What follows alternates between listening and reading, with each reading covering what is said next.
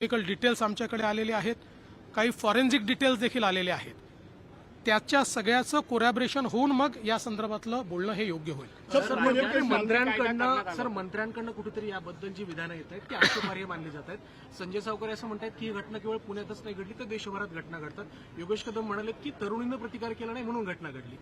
मला असं वाटतं की योगेश कदम जे बोलले त्याला वेगळ्या पद्धतीनं घेतलं गेलं.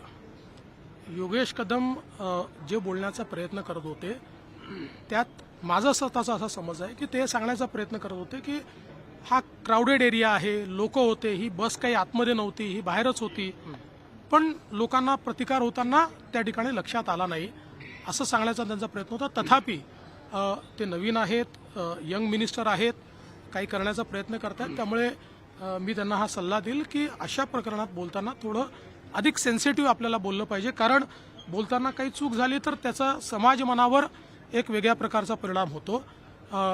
निश्चितपणे जेही मंत्री असतील किंवा लोकप्रतिनिधी असतील अशा घटनांच्या संदर्भात बोलत असताना त्यांनी सेन्सिटिव्हली बोललं पाहिजे असं सगळ्यांनाच माझा सल्ला असेल.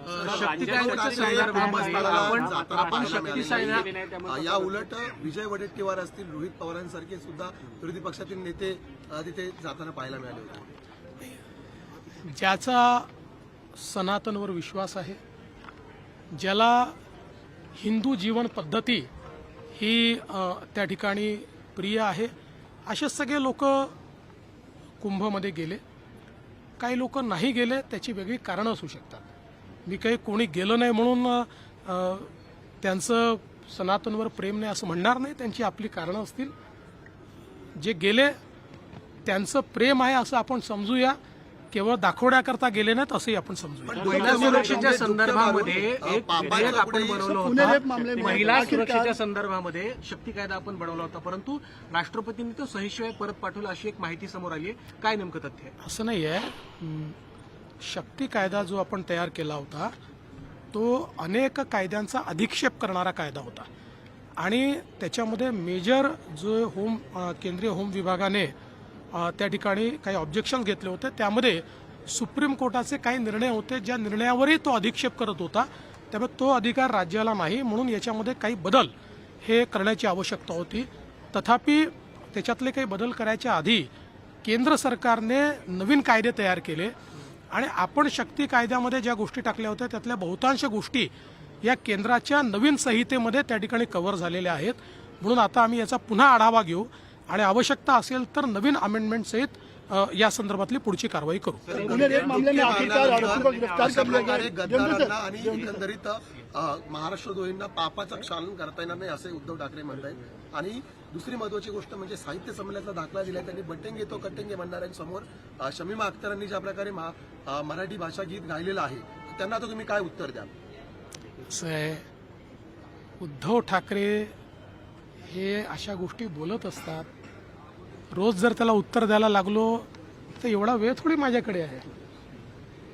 पहिल्यांदा उद्धव ठाकरेंनी आत्मपरीक्षण केलं पाहिजे की समजा तेच जर खरे होते आणि हे जर गद्दार होते तर काय महाराष्ट्रातल्या जनतेने गद्दारांना वोट केलाय? हा तर महाराष्ट्रातल्या जनतेचा अपमान आहे.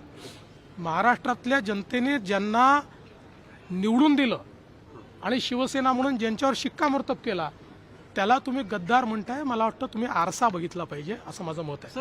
आता झालं, आता ज्या कार्यक्रमात आलो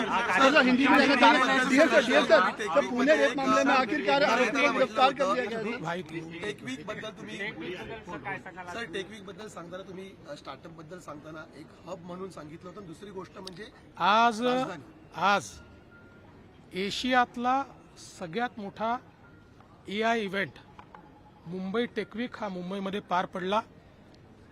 या इव्हेंटमुळे मुंबई हीच तंत्रज्ञानाची राजधानी आहे हे पुन्हा एकदा अधोरेखित झालेलं आहे. या इव्हेंटच्या निमित्ताने काही चांगले अनाउन्समेंट आम्ही केलेले आहेत. यात सगळ्यात पहिले आम्ही मेटासोबत एक करार केला आहे ज्यात व्हॉट्सॲप गव्हर्नन्स हा कॉन्सेप्ट आणलेला आहे. म्हणजे राज्यातल्या सगळ्या सेवा आता व्हॉट्सॲपच्या माध्यमातून आपल्याला मिळू शकतील. मागच्या काळामध्ये आपल्या मुंबई मेट्रोचं तिकीट जेव्हा व्हॉट्सॲपवर आणलं, आमच्या लक्षात आलं की 50%पेक्षा जास्त लोक व्हॉट्सॲपवर तिकीट खरेदी करतायत. आणि म्हणूनच व्हॉट्सॲप गव्हर्नन्सचा हा कॉन्सेप्ट आणलेला आहे. 500 सर्व्हिसेस यापुढे लोकांना व्हॉट्सॲपच्या माध्यमातून त्या ठिकाणी अवेल करता येतील. एक अतिशय नवीन अशा प्रकारचा हा करार झालेला आहे. आपल्याला कल्पना आहे की गावातला शेवटचा माणूसही व्हॉट्सॲप वापरतो आहे. आता त्याला खूप कुठेतरी ऑनलाईन जाण्याची आवश्यकता नाही आहे. हे सगळं व्हॉट्सॲपच्या माध्यमातून तो त्या ठिकाणी प्राप्त करू शकेल. हा एक पहिला महत्त्वाची गोष्ट आम्ही या ठिकाणी केली आहे. दुसरी महत्त्वाची अनाउन्समेंट अशी आहे की आज NPCI ज्यांनी UPI तयार केलेला आहे, जगातला सगळ्यात मोठा टेक्नॉलॉजिकल पेमेंट गेटवे हा जो भारतामध्ये तयार झाला, ज्याला 80 देशांनी